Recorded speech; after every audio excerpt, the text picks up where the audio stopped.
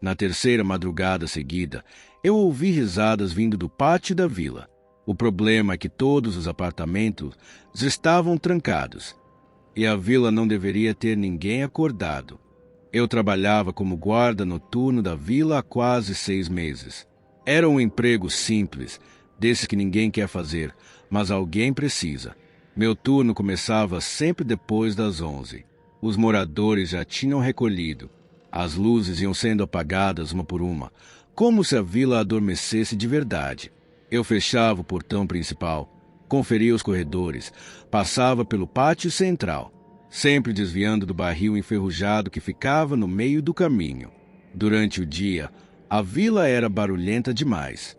Gente discutindo, crianças correndo, portas batendo.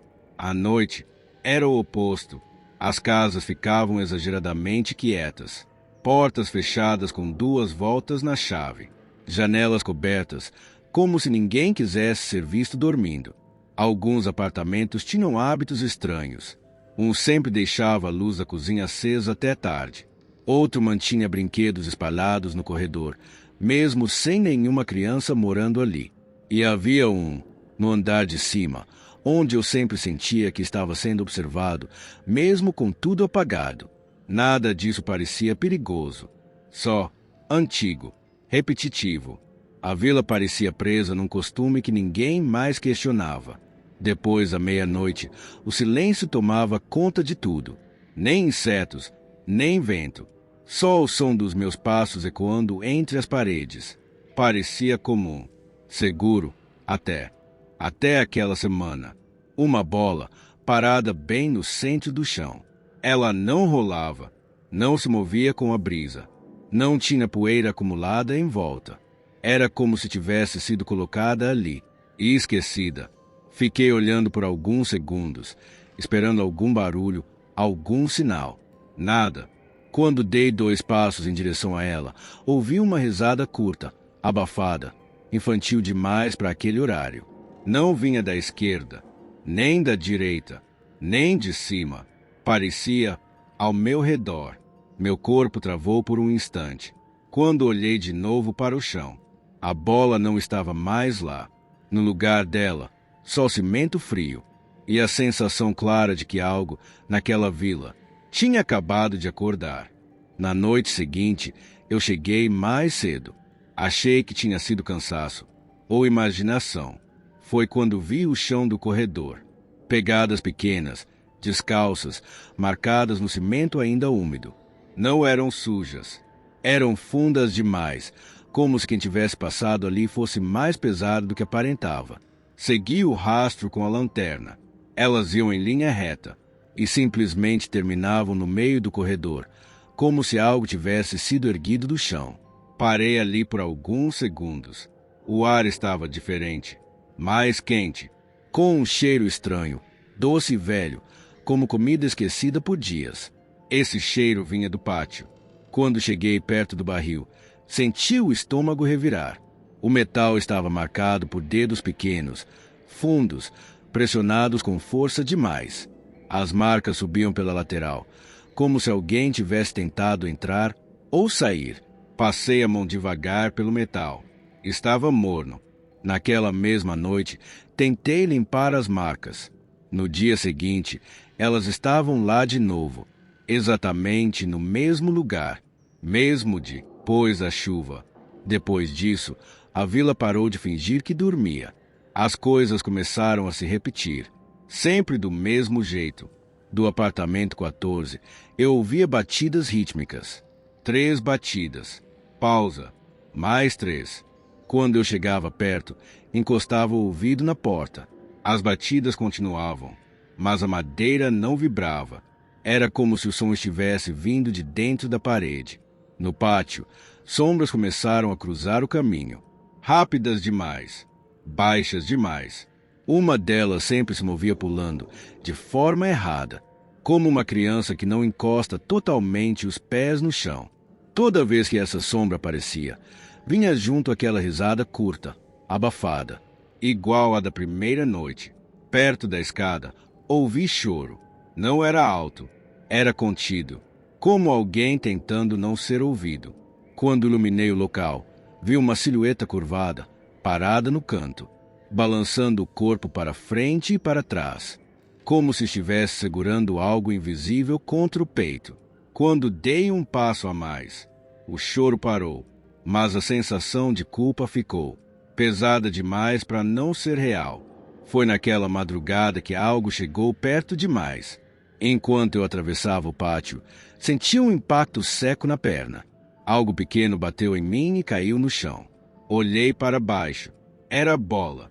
Antes que eu pudesse reagir, ela rolou sozinha, de volta para a sombra do corredor.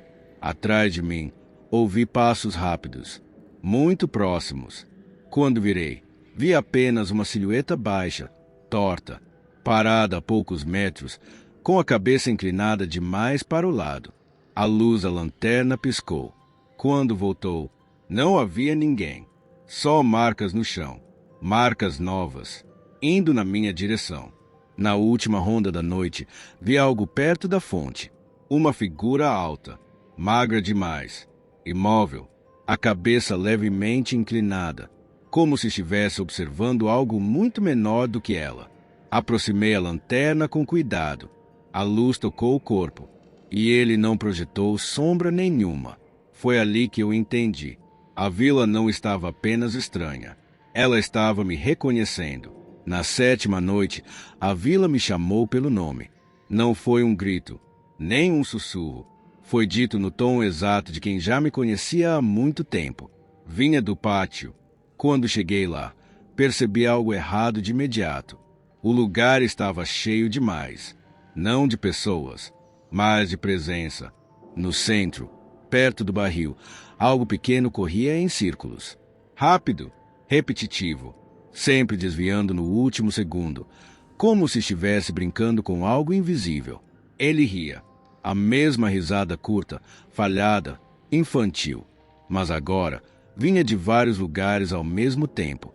Perto das paredes, vi uma figura magra, encostada, braços cruzados. Ela surgia e desaparecia entre as sombras, sempre no mesmo ponto. Toda vez que surgia, parecia me encarar, como se estivesse me cobrando algo antigo. No alto da escada, alguém chorava. O choro vinha em ondas, sempre igual, como se fosse repetido há anos. A silhueta ali balançava o corpo, segurando algo que não existia. Quando a luz tocou o rosto, não vi olhos, só um vazio cansado, e uma expressão que parecia pedir desculpa, sem saber por quê. Foi quando senti algo atrás de mim, um passo rápido, muito próximo. Antes que eu pudesse virar, algo puxou minha lanterna com força. Ela bateu no chão e rolou para perto do barril. Quando me abaixei para pegar, vi os pés. Sapatos pequenos, exageradamente limpos, parados, como se estivessem esperando eu olhar para cima. Não olhei. Corri. Mas a vila não tem para onde correr. Os corredores começaram a se repetir. As portas eram as mesmas. Os números também. Do apartamento 14. Ouvi uma voz aguda reclamando, repetindo sempre as mesmas palavras, como um disco arranhado. No pátio, algo inflava o peito e chorava alto demais, como se quisesse ser visto, como se precisasse ser o centro. E no meio de tudo, aquele pequeno continuava correndo, sempre em círculos, sempre rindo, sempre faminto por atenção. Eles não falavam comigo, eles encenavam gestos antigos, brigas repetidas, risos fora de hora, culpas que nunca se resolvem, rotina sem consciência. Foi ali, parado no centro da vila, cercado por hábitos que não sabiam que estavam mortos, que eu entendi a verdade. Eles não estavam presos ali. Eles nunca saíram. A vila não era um lugar onde eles moravam. A vila era o que sobrou deles. E naquela noite, eu deixei de ser apenas o guarda. Eu virei parte. Depois daquela noite, eu tentei sair. Não foi desespero. Foi instinto. Quando o turno acabou, caminhei direto até o portão principal. Ele estava destrancado, aberto demais. Do lado de fora, a rua existia, mas não levava a lugar nenhum. Eu dei alguns passos além do portão e percebi que a vila continuava. Mesmas paredes, mesma iluminação fraca, mesmo silêncio pesado. Era como se eu tivesse dado a volta sem perceber. Voltei para dentro. Desde então, os dias não importam mais. Só as rondas. Eu continuo trancando portas que já estavam trancadas, apagando luzes que voltam a acender sozinhas, desviando do barril, que às vezes muda de lugar durante a madrugada. O pequeno ainda corre pelo pátio, não para brincar, corre para manter tudo igual. Às vezes, ele esbarra em mim, nunca levanta o rosto, mas a risada agora vem dentro da minha cabeça. Perto das paredes, aquela figura magra surge sempre que eu paro tempo demais. Braços cruzados, olhar fixo, cobrança silenciosa. Quando chego perto, ela some e reaparece do outro lado, como se estivesse me vigiando trabalhar. Na escada, o choro continua, sempre no mesmo tom, sempre no mesmo ritmo. Às vezes, sinto algo encostar no meu braço ali, como um peso leve, como se alguém tentasse me entregar algo que não pode largar. Do apartamento 14, as batidas continuam. 3. Pausa. 3. Se eu atraso a ronda, elas ficam mais fortes, como se algo estivesse irritado com a quebra da rotina. E perto da fonte, a figura alta ainda observa. Agora, quando a lanterna falha, eu sinto a cabeça dela se inclinar mais, como se estivesse curiosa. Eles nunca me atacam de verdade. Nunca precisam. O ataque é o tempo. A vila exige repetição. Exige presença. Exige que alguém esteja ali para ver tudo acontecer do mesmo jeito. Às vezes, quando passo pelo pátio, vejo meu reflexo no vidro de uma janela. Por um segundo, ele não se move comigo. Fica parado, observando. Eu não sei mais dizer se sou o guarda da vila, ou se virei só mais um hábito andando pelos corredores. Eles nunca falam comigo, nunca tocam, só observam, como se estivessem esperando o momento exato em que eu pare de andar e finalmente faça parte do cenário.